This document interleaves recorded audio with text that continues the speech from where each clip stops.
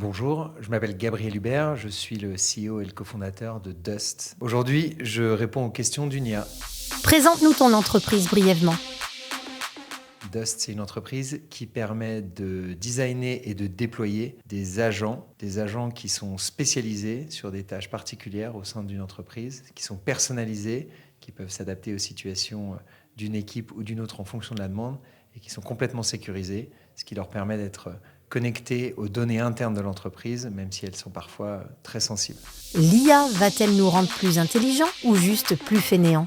L'IA va nous rendre plus fainéants sur certaines tâches, mais aussi plus intelligents parce qu'il va falloir avoir de l'esprit critique pour remettre en cause ce que la machine nous répond.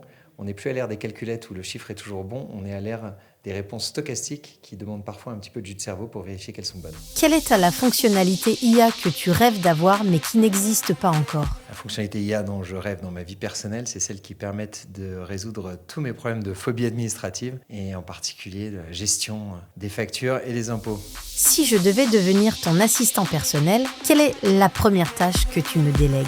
Les tâches que je délègue déjà à mes agents personnalisés Dust, c'est ceux de la préparation de réunions et de prise de contexte avant de rentrer dans une réunion ou dans un interview.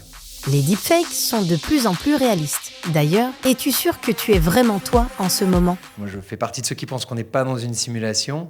Et même si les deepfakes sont de plus en plus réalistes, je pense qu'on arrive quand même à se poser la question de savoir si jamais ils sont too good to be true, comme on dit en anglais.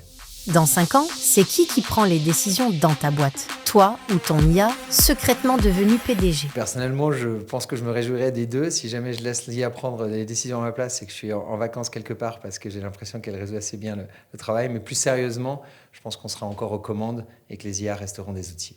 Imaginez une journée type dans 10 ans avec l'intelligence artificielle intégrée partout. À quoi ressemblerait-elle ? Je pense qu'elle aura pas mal de points communs avec une journée aujourd'hui, et en particulier si on imagine que collaborer avec des IA, ça sera un peu comme collaborer avec des membres de son équipe ou d'autres entreprises. Donc plus de collaboration, de plus en plus comme on le fait déjà avec les humains. Faut-il être poli avec les IA au cas où elles prendraient le contrôle du monde ? Qu'elles viennent contrôler le monde ou non, il est toujours utile d'être poli.